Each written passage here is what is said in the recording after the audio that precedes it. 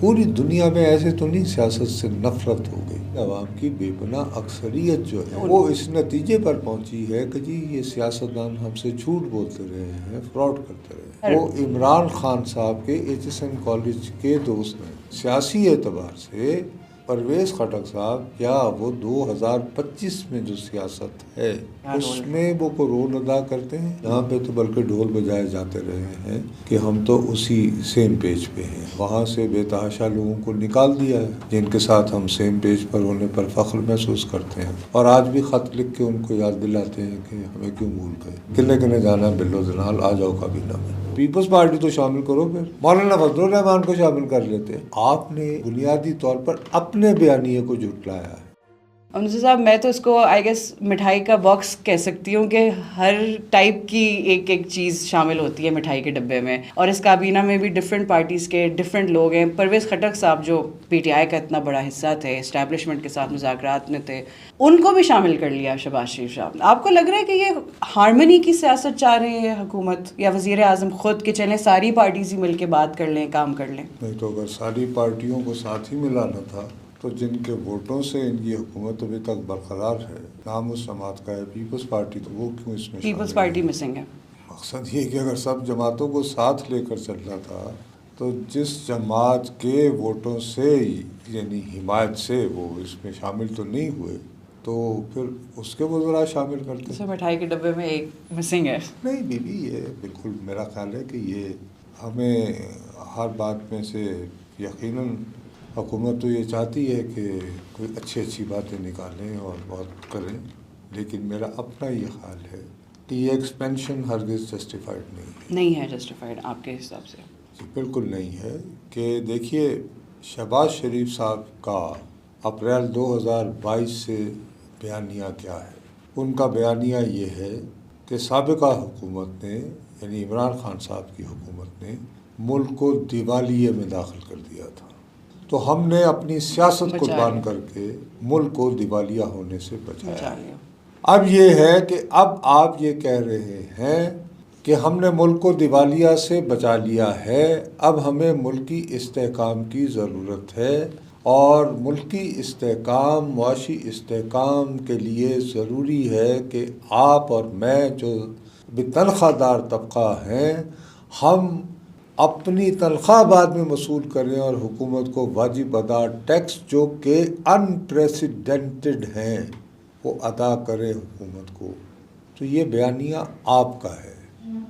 تو اگر ہم اس طرح کے ہیوی بھاری بھرکم ٹیکسز دیتے رہیں گے تو ملک سنورے گا، ملک بہتر ہو پائے گا۔ حکومت کا تو نہ ہوا پھر رول کوئی دیوالیہ سے بچانے میں۔ تو اس صورت میں تو آپ جب کابینہ کو بڑھاتے ہیں تو آپ تو یہ پیغام دے رہے ہیں کہ جی اب مسئلہ نہیں رہا، اب تو ستہ خیرہ ہو گئی ہیں، اب تو دودھ اور شہد کی نہریں بھی بہنا شروع ہو گئی ہیں، تو اب کیوں نہ ہم کابینہ میں بڑھائیں اور وزراء لیں۔ بھائی اگر حالات بہتر ہو رہے ہیں تو پھر میرا بجلی کا جو بل ہے وہ ادا کریں۔ مطلب پوری دنیا کو تو ہم یہ میسج دے رہے ہیں کہ یہاں سب بہت اچھا ہے کیونکہ ہم نے اپنی کابینہ ایکسپینڈ کر لی ہے۔ اب ہم اس میں اپنا وقت ضائع کریں۔ بنیادی بات ہے کہ شہباز صاحب، جو کہ میں سمجھتا ہوں، میں ان کی اس بات سے ایگری کرتا ہوں کہ 2022 میں جب ہم تھے تو اس وقت لوگوں کو سمجھ نہیں آئی، لیکن اصولی طور پر واقعتاً ہم دیوالیہ کے قریب پہنچ چکے تھے۔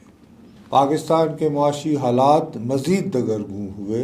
روس یوکرین جنگ کی وجہ سے جو تیل اور گندم کی قیمتیں یوں آسمان کو لگی، ابھی بھی اس کے اثرات تو ہیں، ابھی بھی اس کے اثرات اسی طرح موجود ہیں۔ اور اب یہ ہے کہ ہمارے ہاں جو بدترین انداز میں جس طرح ٹیکس وصول کیا جا رہا ہے ہر چیز پہ، اور حکومت اپنی بہت ساری باتوں کی عوام سے یہ کمٹمنٹ ہوتی ہے، یہ وعدہ ہوتا ہے، آپ نے یہ لوگوں کو کہا کہ دیکھیے جی آپ ایسا کریں کہ آپ اپنی چھتوں پر جو ہے وہ لگائیں سولر، اور ہم آپ سے بجلی خریدیں گے اور پھر آپ کو سستے داموں بجلی ملے گی۔ اس کے اوپر بھی آپ ان وعدوں سے بھی مکر رہے ہیں۔ آپ جتنے کی مجھ سے بجلی لیتے ہیں اس سے 4 گنا مجھے بیچتے ہیں، اور وہاں پہ بھی آپ کو تسکین نہیں ہوتی، اس پہ بھی آپ کہہ رہے ہیں کہ 18% سیلز ٹیکس بھی دیا جائے۔ تو لوگ کیوں سولر لگائیں گے, لوگ کیوں آلٹرنیٹیو انرجی کی طرف بڑھیں گے؟ کیا آپ نے یا تو ہمارے بجلی کے بل آدھے کر دیے ہوتے تو آپ نے اب کابینہ جو بنا لی ہے وہ 52 کے قریب لوگ بن گئے. تو آپ نے یہ ایکسپینشن کر کے تو بنیادی طور پر اپنے بیانیے کو جھٹلایا ہے کہ وہ تمام لوگ جو یہ چاہتے تھے کہ جی ہاں ٹھیک ہے آپ کیا کریں کہ جی بیچارے دن رات لگے تو ہوئے ہیں جی حالات خراب ہیں, تو آپ کو جو ہے یہ کیوں کرنا پڑا؟ آپ کو یہ اس لیے کرنا پڑا کہ آپ کے لیے قومی اسمبلی میں کورم پورا کرنا مشکل ہو رہا تھا. تو آپ نے کہا کہ کابینہ ہی کو آپ بڑھا کے دیتے لوگ ہیں. جو ہیں وہ کہہ رہے تھے کہ جی آپ نے خود تو جھنڈے ونڈے لگا لیے, ہم بھی تو پڑے ہیں راہوں میں, تو ان کو اکاموڈیٹ کرنے کے لیے اس میں اب یہ کہ اس ٹائپ کے اگر پیس رکھ کے کہ جی پرویز خٹک اور یہ میسج دینا کہ جی وہ یعنی پرویز خٹک آپ کس کی نمائندگی کرتے ہیں اور وہ کون سی سیاسی جماعت ہے جس میں پرویز خٹک نہیں گئے؟ بس سر ایک ٹائم پہ پی ٹی آئی کے کافی کلوز تھے وہ, چاہے وہ کلوز 9 ہونے مئی والا کی معاملہ ہو, اسٹیبلشمنٹ کے ساتھ اس میں مذاکرات تو کا معاملہ. اس میں تو خیر اس بات کو چھوڑیں, آپ خالی پی ٹی آئی کے ساتھ کلوز ہونے کی بات نہیں, وہ عمران خان صاحب کے ایچ ایس این کالج کے دوست ہیں. یہ چودھری نثار علی اور عمران خان ان کی تگڑم تھی. یہ ٹرائیکا جو ہے they were the closest friends at H S N college, تو بہت پہلے کا ان کا ساتھ ہے. تو اس حوالے سے ٹھیک ہے جی, لیکن سیاسی اعتبار سے پرویز خٹک صاحب ایک اچھے جوڑ توڑ کے ماہر رہے ہیں, لیکن کیا وہ 2025 میں جو سیاست ہے اس میں ان کا کیا رول, اس میں وہ کو رول ادا کرتے ہیں؟ اسے کریں گے بھی کہاں سے سٹارٹ لیں, کہاں پہ ختم کریں؟ پھر یہ کہ مقصد یہ کہ آپ اس کو پسند کریں یا نہ کریں, خیبر پختونخوا کی آج کی جو پالیٹکس ہے اس میں پرویز خٹک ارریلیونٹ ہے. وہ کہیں نہیں مینشن سر, ایون ان کا تو کہیں ذکر تک نہیں ہوتا جب کے بی کے کی حکومت کی وہاں کی سیاست کی بات ہوتی ہے, وہاں کے حالات کی بات ہوتی ہے. اس کے مقابلے میں پرویز خٹک ہی کے علاقے کے ایک صاحب ہیں اختیار ولی صاحب, وہ ٹیلی ویژن پر ویسے ادھر ادھر بڑے دھڑلے سے پاکستان مسلم لیگ نون کو بڑے اچھے انداز میں ڈیفینڈ کرتے ہیں, بہت اگریسو وے میں. فرض کیجئے آپ نے وفاداری نبھانی تھی, کسی کو اس کا وفاداری نبھانا کیا مثلاً اگر آپ نے کسی کی وفاداری کا اور اس کے ٹیلنٹ کا کہ یار اس دور میں بھی ایک شخص خیبر پختونخوا میں بیٹھ کے مسلم لیگ نون کے لیے جو ہے کلمہ خیر کہتا ہے اور کسی سے دبتا نہیں اور ڈٹ کر ہمارے بیانیے کے ساتھ کھڑا ہے, تو آپ پھر ان کو اکاموڈیٹ کر دیتے, ان کو رپورٹ کر دیتے.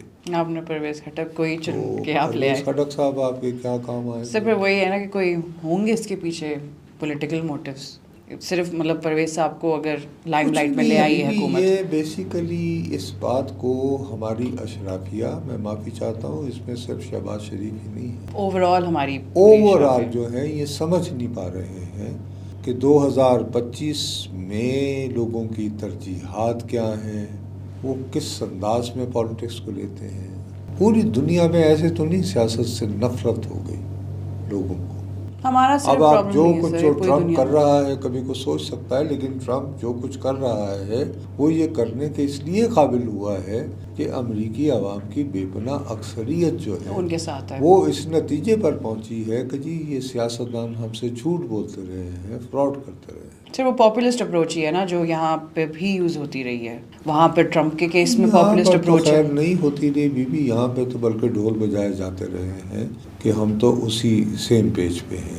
ٹرمپ نے تو یہ ڈھول کبھی نہیں بجایا کہ میں سیم پیج پہ ہوں, اس نے تو آتے ہی وہاں سے بے تحاشا لوگوں کو نکال دیا ہے جن کے ساتھ ہم سیم پیج پر ہونے پر فخر محسوس کرتے ہیں, اور آج بھی خط لکھ کے ان کو یاد دلاتے ہیں کہ ہمیں کیوں بھول گئے, مجھے کیوں نکالا, ہمیں کیوں بھول گئے. یہ مقصد یہ کہ یہ غلط ہے. میں نہایت جانبداری سے یہ سمجھتا ہوں کہ یہ اتنی وسیع تعداد میں ایکسپینشن کر کے شہباز شریف صاحب نے اپنے بیانیے کو نقصان پہنچایا, اپنے ہی نیریٹو کو مطلب بیسکلی آپ انڈرمائن کر رہے ہیں. وہ اس بات کابینہ کو ایکسپینڈ کر کے اپریشیٹ کریں گے یا نہیں کریں گے سر, کیا پتا وہ سن بھی لیں یہ بلاگ اور ان تک یہ میسج پہنچ بھی جائے.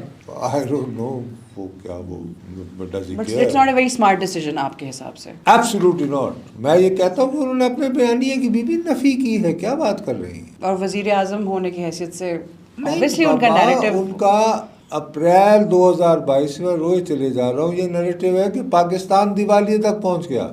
अब मैं अपनी तनख्वाह में से, मैं बजाय अपना घर चलाने के, अपने लिए को कंफर्ट की चीज़ हासिल करने के, मैं अपनी तनख्वाह का बैठ के हिसाब लगाएं कितने पैसे टैक्स की सूरत दे देता हूँ, कितने पैसे बिजली के बिल की सूरत में अदा कर देता हूँ, फिर बाकी अखराजात जो हैं उन सब को जहन में रखते हुए, और लोग जो हैं जो ज़रा ठंडे मिजाज के लोग थे वो ये कह रहे थे कि हाँ भाई अब क्या करें कि इस वक्त हालात ऐसे हैं, मुआशी हालात बुरे हैं, उसमें आप एकदम से एक जो है वो पूरा वैगन भर के आप नए वज़रा से हल्फ उठा लेते हैं, और उसमें से आप जैसे हजरात जो हैं वो ये निकालते हैं कि साहब ये असल में ना एक कौमी हुकूमत बनाने की तरफ बढ़ रहे हैं कि परवेज़ खटक को ले लिया। तो मैंने आपको कहा कि अगर इतना ही चाव था कि तमाम हार्मनी कायम करनी है, हार्मोनियस गवर्नमेंट बनानी है, तो पीपल्स पार्टी तो शामिल करो फिर। हार्मोनियस गवर्नमेंट सर, फिर सबकी रिप्रेजेंटेशन होनी चाहिए इक्वल। नहीं बीबी, मेन पार्टी जिसके वोटों की वजह से आप आए हैं वो ही नहीं है आपकी काबीना में। मौलाना फजलुर रहमान को शामिल कर लेते, अभी काफी जिनके साथ आपने रोल रहा है।